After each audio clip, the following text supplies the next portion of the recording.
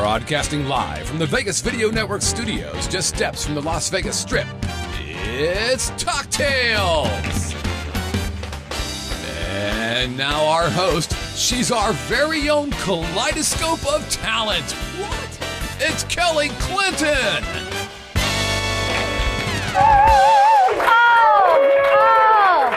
Cut it out! Quit it! Stop it! Oh, no, stop! Oh, calm down. It's just me. I think maybe they're excited because they know who our guest is today. First of all, hello and welcome to Talktails on the Vegas Video Network. I am your host. My name is, get this, Kelly Clinton Holmes. Oh! I have three names like Michael J. Fox and Farrah Fawcett Majors. Okay, great. That went over well. Anyway, I think everyone's just stunned and in awe of the celebrity that is in the room today. She is world famous. I'm really a big fan, Kenny. Can you tell I'm sweating a little bit? I'm sweating a little bit because I grew up listening to her music, and I mean, they had so many hits. They had like 12 #1 hits within like a 8-year period or 6-year period. I'll get the notes straight on the break because she's coming around. Anyway, she is a founding member of the world's most famous female trio, the Supremes. Oh yeah, she's a best-selling author. She is a motivational speaker, a businesswoman, and a former cultural ambassador. Pretty big stuff. You know who's here today? Miss Mary Wilson. Wow. Look at her. Look how gorgeous, glamorous. And she's in this, look at that. Wow. That's a Supreme. My goodness, she looks so good. And she's like right over here, looking stunning right now.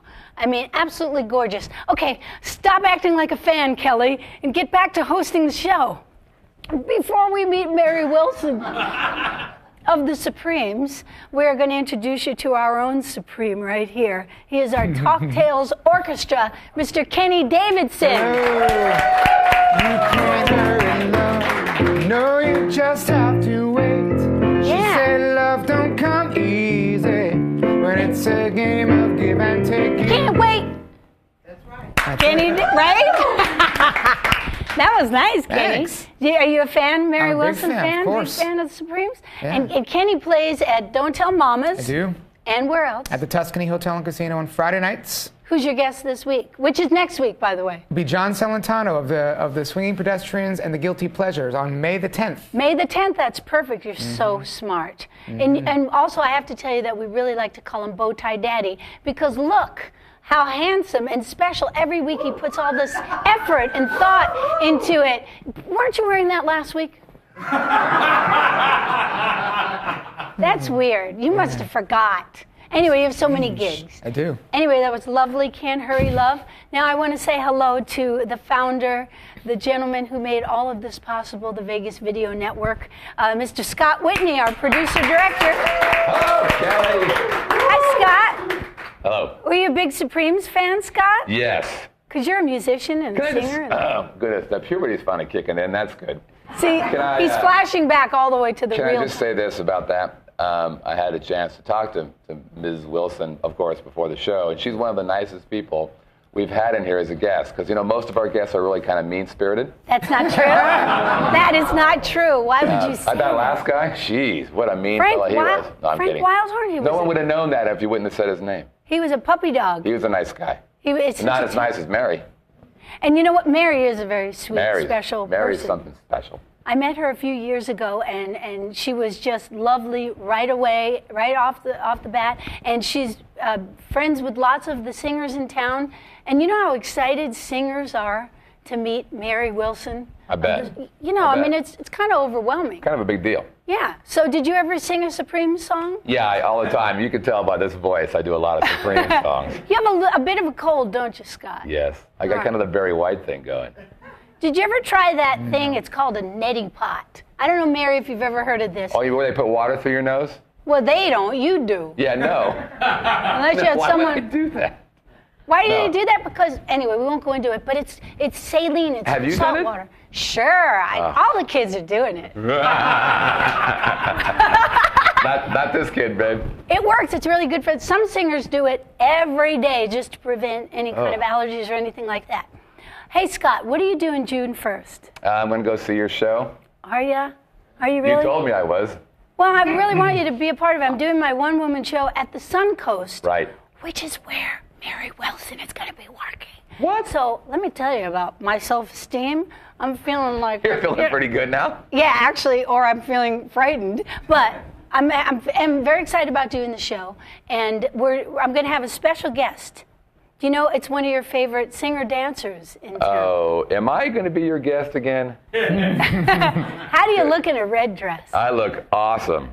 I'm and you've sure seen me tried. dance. I'm a pretty good dancer. He is a very good dancer, by the way. And if you need some Barry White. Well, you know Baby, what? I'm You there never for know. you. You never know. We might not add that. Who is But- your... Pardon me, Scott? And by the way, we're going to wrap up the show tonight. No, we have Mary Wilson. No, but my special, I'm going to have a few surprise guests.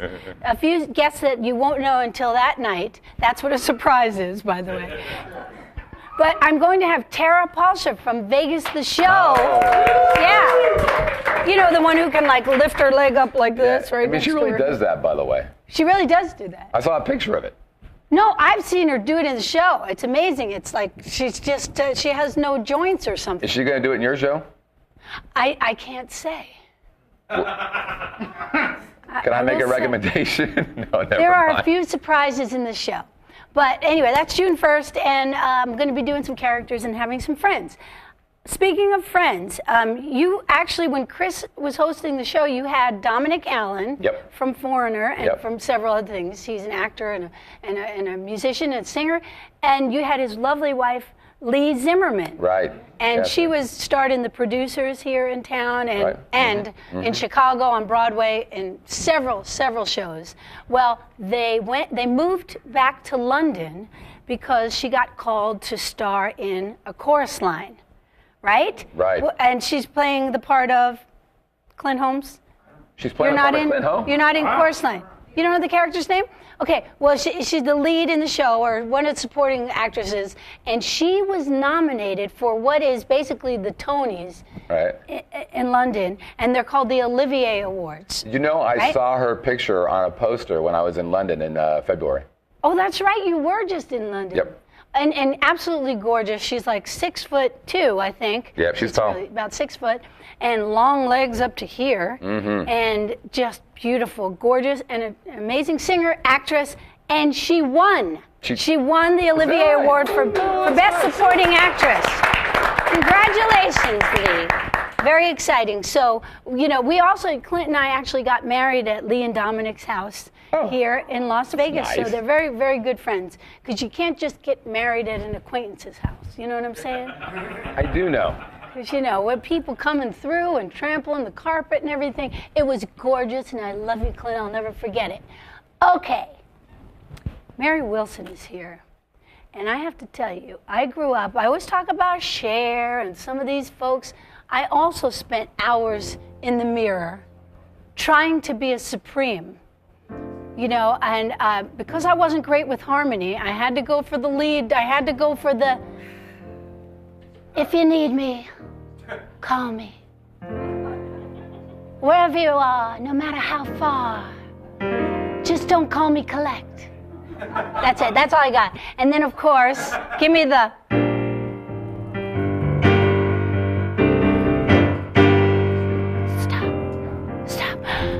Stop in the name of love before you break my heart. Mary's saying, stop singing that song right now. Get to the commercial and bring me up. Think it over.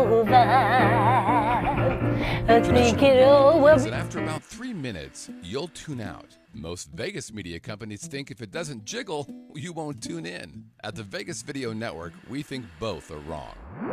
The Vegas Video Network is the first and only live online broadcast network that specializes in insider news and expert views about Vegas. We combine great storytelling with the ability to watch when and where you want on your computer, mobile device, or television. Discover the real Las Vegas. Visit VegasVideoNetwork.com.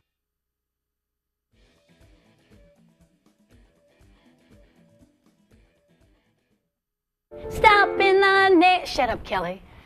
Welcome back to Talktails. I am your host, Kelly Clinton-Holmes, and we are joined by one of the founding members. There were three beautiful ladies that started so many years ago in a group called the Supremes, and we have one of them right here. And she lives here in Las Vegas. Our friend Mary Wilson is here. Wow! Hi, Kelly. Hi, Mary Wilson. Oh, we are so excited. Thank you. And you did my part. Think it over. Did I do it right? Did I do the harmony? Think it over. Yes, you That's did. the part. Yes, Oh, you did. good. I do Yes. that in the sometimes. You know, we did a lot of oohs and ahs, Florence Ballard and I. And I know they were laughing, but they shouldn't laugh. I was laughing all the way to the bank for 50 years. Oh, no. Now, but let me tell you, we started singing 54 years ago, but you know, the first 4 were kind of lean years before the hits came. Right. In fact, they used to call us the no-hit Supremes Oh. around Motown. All the other groups, you know, the Vandellas and the Marvelettes, and they say they're the no-hit Supremes. Oh, you But we showed got them, them in didn't you? 1964. We got them back. 5 consecutive #1s we had, and that record really has only just been recently broken, you know, because it was that hard so? to have 5 consecutive #1s. Oh, yeah. And we did it. So you we gave got him them back. Did you give him the eye at Hitsville? No, we didn't. We just, Did you you know, give him just cashed the checks and. Now, No, just kidding. we're going to go, I want to go back to all of that history, but right now there is something really magical happening on Broadway. On Broadway, yes, right? yes, the Motown musical. And this is something that Berry Gordy has been working on for years. He wanted to write, you know, his memoirs, and then he said, well, why don't I just do a Broadway play? And he did, and I understand that play already has grossed more than any other play, you know. Wow. I mean, it's a big, we went to the opening. It was Yeah, now fantastic. did you go, I know that Gladys Knight went, did you go together? Gladys and I went together. Well, you see, what happened was, after the play was over, everyone came on stage, Smokey Robinson, Diana Ross, and Stevie Wonder, and so Gladys Knight and I were sitting in the same row, and we said, girl, we should be up there. And so I grabbed her hand, and we ran up on stage. And, Absolutely. And then the pictures that they took went viral, you know, and so the pictures of myself, Diane, and Berry Gordy were all over the internet. I was like, we got more than the play did, you know. That's right. Well, I mean, it's history. It's a great play, though. It really, really, really Tell me is. about the play. It's called the Motown Musical, which is supposedly should be about Motown people, but it's more about Diane and Berry. Is Diana it Ross their and kind of their backstory? Their romance. And then all of us acts, you know, the Temps and the Tops and whatever, and the Marvelettes and the Vandellas, we're just sort of like the backdrop to it. So people do get the music, but they don't get any other stories, which is fine, you know, because it's so much. I mean, at Motown, I don't know how many acts were on the show, but I mean, you know, you got the Miracles, the Tops, the Temps, Stevie Wonder, Marvin Gaye. You got a lot of people, so you can't tell all those stories. So they went for the, you know, sort of like the obvious, you know, we want to know what was going on behind the doors story. And seemingly people love it. So someone was actually playing Mary Wilson. Yeah, but she didn't have much to say. But what was really nice is that they threw my name around a lot. Yeah. Well, what did Mary say? You know, good. So my name is up there, but that's cool. And the girl who plays me is really pretty.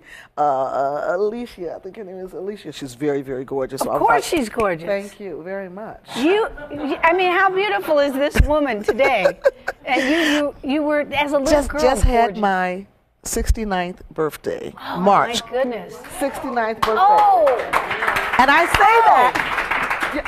But you know what? You know, Kelly, I say that because recently we have lost so many of our beautiful, talented people. And I'm just really happy to still be standing. You know what I mean? Not just standing, I'm but happy to be here. So standing like a supermodel. I'm saying I'm really happy about that because, you know, it's not a given these days. So much is going on. It's not a given these days, but it isn't 69. I mean, this is so hopeful for so many. I'm trying to match you. Is that okay? You know what? You surpassed me. Okay. No, girl. You're famous. Got it going. You're famous for the legs and for your beautiful smile. Well, you know, we got a gown exhibit that's it travels around the world. It opened at the Rock and Roll Hall of Fame in Cleveland some years ago. Then it went to England, and it was it opened at the Victoria and Albert's Museum there, and now it's back in the States, and it's at the Afro-American Museum. it's just gorgeous. It's Isn't like it called 50 the Supreme Mary gowns. Wilson Collection? It's Mary Wilson Supreme Gown Collection, long title. And but it's all of the gowns we wore on the Ed Sullivan shows, the shindigs and the hullabaloos, you know, those things. It has a lot of text there that talks about the history of music, you know, America and what was going on in America. And we had some clips of Martin Luther King because this was during the Civil Rights movement. Oh, yeah. And I'd like to mention the fact that we had the 5 consecutive #1s in between 1964 to 1965, I think it was. So I mean, we were, and that was due. And I got to say that to well, it was like a year and a half because it was like the end of '64. But anyway, Holland Dozier Holland they were our producers, and we were so very fortunate because Mr. Berry Gordy said, you know, you girls are so adamant about what you're doing, because he turned us down when we first went to Motown. I mean, we were there, we were like 16, and he said, well, come back and see me after you graduate from high school. And I remember Florence Ballard said, he can't be that great if he doesn't know how good we are. You know, but what we did was every day after high school, we would hitchhike to Motown, the Hitsville building there, and sit outside. You know, we say, how's it working? Oh, there goes the 4 times. You know, we got to know everybody there. And eventually, someone came out on the porch and said, we have no background singers and we need some hand claps. And we said, we'll do it. And so that's how we got our break and got into Motown. Yeah, because now I read that you were, when you first met, though, you were just kids like 12. We were right? 13, yes. 12 we were or 13 years old.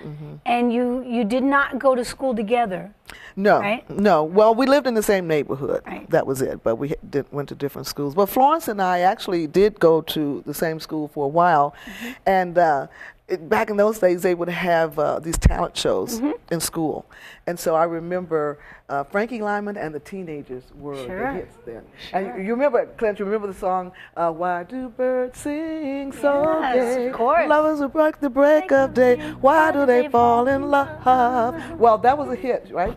And I heard it. And so when the sign up on the bulletin board said anyone who wants to be on this show, you know, I had just seen Teenagers on TV, and I'm like, oh, I could do that. I didn't know anything about singing. I wasn't a singer. You weren't a singer I wanted already. to be an actress. I just wanted to be an actress, and so I decided to be on the talent show. I borrowed my brother's black leather jacket. I had his do-rag because back then all the black boys had the rag around here so the grease wouldn't fall into their, to their face, right? So I borrowed that, had a comb in my back pocket, real tight jeans, and I went up there and I pantomimed to I'm Not a Juvenile Delinquent, one of their other records. What did I know about pantomiming? You know what I mean? I had never done it before, and I did it. The kids were going like, go Mary, go Mary, go Mary, right? And so I'm like, whoa, this feels good. Yeah. Right? Yes. First time. And so Florence Ballard was also on the show. She signed up. I didn't know her. I knew her from the projects. And she went up there and she sang, I'll try to get a low key, Kenny, because it's around.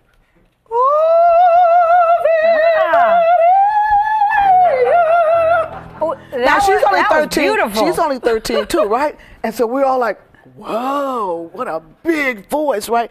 After the show, she and I migrated together, and she complimented on me how I had gotten really grooving, and I complimented her on that voice. She had a tremendous voice. You know, when Jennifer Hudson got the Academy Award, and she gave a shout out to Florence, that was for Flo, because Flo had a great voice. And unfortunately, because we had found a formula for our hit records, Florence never got a chance to sing. So people didn't know she had this great voice. You know, so, but that's how we kind of got together, and someone else. Oh, so anyway, a couple of weeks later, Florence ran up to me and she said, Mary, guess what? I met these guys, and they want to put a group together. And I told them about you, and can you do it? I'm like, well, I got to ask my mom, you know. Anyway, and she said, well, they're going to go across the street and ask that girl, you know, Diane, you know the one, the tomboy across the street who's always hanging around with the boys and singing and stuff, ask her to be in the group. And I'm like, oh, cool, okay. And that's how we came together. That's how it all started. Yes. And so when you started working out the harmonies, because you started that way, you all sang lead, and then you would back each other up. Yes. How did you pick up the parts and know where to go? Well, you know, I think, in fact, I should bring this up. There was also a fourth member, and she was already there with these guys who wanted to put the group together. Her name was Betty. And at that time, we all had great ears. And so when we had this rehearsal with the guys, they said, well, do you know any songs? And Florence started singing, you know, the nighttime, night and day is the right time. And then we kind of chimed on in there. I had a voice that was kind of low. Florence and Diane had a high voice. So we just kind of did that, and Betty joined in. And we found out very early in life that we had great ears and we had great harmonics. So actually, we started singing lots of four-part harmonies. And we would do things like Moonlight in Vermont and Put on a Happy Face, and always in harmony. So it was just something we did naturally. Yes. You know, it was just a natural thing. And I think that Motown realized that once we made them realize it, that we were really great. But wasn't it that when Berry Gordy said not come back, wasn't it because he was concerned about your age and that there were a lot of male acts on the show? Well, we were so young that we didn't realize that. I mean, I realized that later in life. Oh, that's why he sent us away. He was protecting you and himself, right? But we thought he didn't like us, and we couldn't figure out why he didn't like us. But it was because we were very young, and there were lots of guys around. He probably said, I don't want to be responsible for these girls around here, and God forbid they get knocked up, you know. then he's responsible. So that was it. It's true. Kind of slow, delayed reaction out there. We might not be. Well, we might not be sitting here with you right now. Yeah, right. We could have gone a whole different way. A whole different way. But smart. I think that was a reason. But when I finally realized it later on, I'm like, oh wow. Right. You know, when you're young, you don't know all the answers. Oh no. Like why people say what they say and whatever. Absolutely. It took a lifetime to figure that one out. But what's great is it kind of sparked your tenacity of we'll just go back every day until they and then the opportunity did happen. Yes. Right place, and what right was really time. great about that was I did an interview with what's his name, Ira, here in town today, and he was talking about one of the albums that he loved that we had done was Supreme Sing Rodgers and Hearts. And he was saying, why? How did that happen? Why were you singing that? He was like, well, that's what we did before we started having hit records. We did the standard material. Yeah, and the fact that you all sang lead, you know, when you were joking earlier about singing backup and everybody, you can't not be a good singer and sing like you said those harmonies and have it's very such a great intricate. ear. Yes.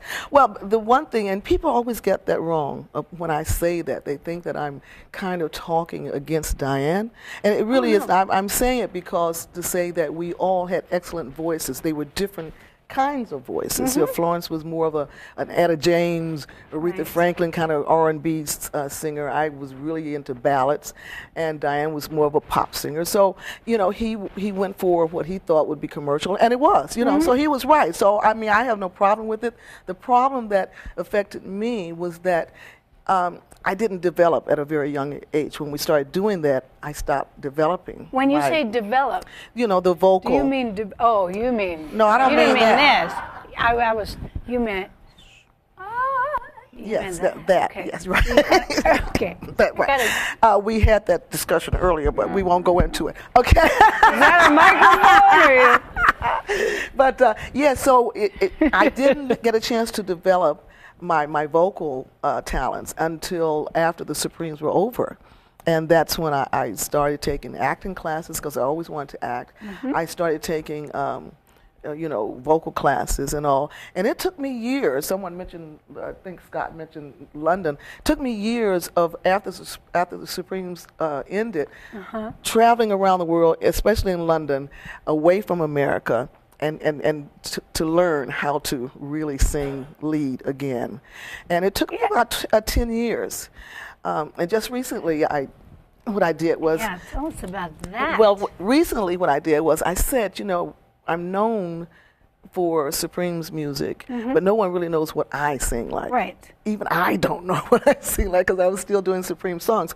So I went into this club in San Francisco and recorded this song. It's a jazz kind of album, American songbook type song. So how many pieces in the group?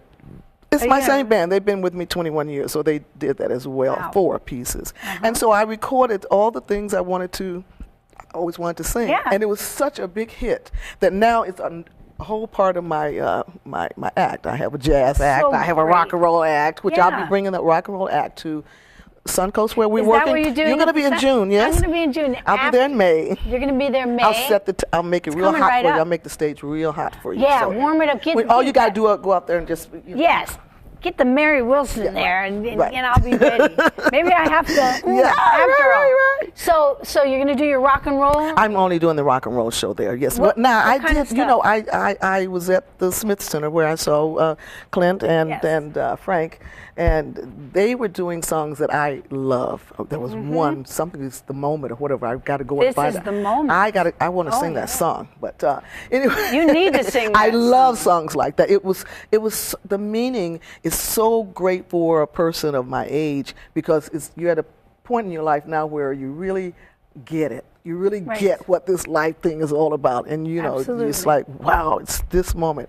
So I love singing songs like that. One of my favorite songs I do is in my Lena Horne show because I do. It's kind of like a concert.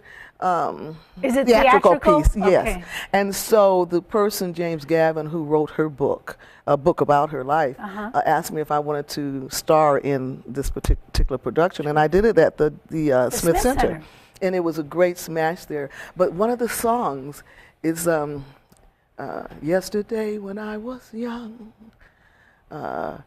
The taste of life was sweet as rain upon my tongue. I tease with life as if it were a foolish game. The way the evening breeze can tease a candle flame. And so I love singing songs like that. It's such a beautiful part of. So that's my new. Voice. So I'm just coming into my own in terms it must of have a been singer. hard being in the group all those years, and then, like you said, Going to the bank, just going to the bank and and pick up all the money without really doing anything. You worked really hard. I worked hard at it. I'm very happy to say that I think I've made my life so meaningful. If you talk to a lot of my friends back in Detroit, they probably would say, well, they never would have thought I would have come this far as having been a background singer. Yeah, you know, because we're surrounded with so many great singers. I mean, if you were there with Marvin Gaye, you know, Stevie Wonder, Smokey Robinson, all these great people, it's like you feel so small behind them because they're so, you know, they're so wonderful. Great, God gave them a great talent. But I finally have realized that it goes back to when I did the talent show in Detroit in elementary school. It's my talent is performing. I'm a performer. Oh yeah. You know, some people are you're singers. a front lady. And so I can make a crowd just go wild. That's my energy. talent, you know. So I had to realize that you can't have everything that someone else has. You got to find out what you have, what makes you tick, and what is your talent, what's your passion. That's right. And so I've always been great on stage. My passion was performing, but I wasn't. Clint and I singing. talk about this all the time because I'll say, oh, I don't sing like so and so. Yes, or I don't do this, and we talk about what your strengths are and what you can do someone else can't do. You know, we talk about the hosting and all of that stuff, and how all of it is valuable and important, and that when you start honoring that within yourself, and this is not just for entertainers. This is for people, just human beings need to know what God gave them as their gift. Everyone was given something. You know what I mean? Everyone. So if you really want to enjoy life, I think that you need to take this journey and enjoy every step of the way and finding out who you are. You know, most of us know who we are, but we don't understand it. You know? Exactly. I can do this really good. I know all 12 I can make of money on this one. Yeah, right. All 12. Right. I got about 15 in there. You know, it's a lot of us. We're a lot of different things. You spend a lot of time working, trying to help charities and working for AIDS and all the things to bring awareness. You give back a lot. Do you work with young entertainers, or do you do motivational speaking? I do. In that- fact, I just is that did what you one do with- this past weekend in Fairfield, Texas, where there were only 3,000 people there. Ooh. But it was the greatest concert and lecture that I've ever given in my life. So it doesn't matter how many people are there, but so I lectured at the high school, Fairfield High School. And all 500 of those children were sitting there, and they were so quiet, and they were getting everything I was saying. I was like, wow, it's working. But I think coming from where I came from, we were 3 little black girls who dared to dream. That's the name of my lectures. We dared to dream at a time when it was an impossible dream for us to want to be stars. I mean, there were very few of them, black stars during those days, and they still were not major stars, but because of their color. Right. So I think coming from that era is something that I feel I understand when people don't have everything and they need help.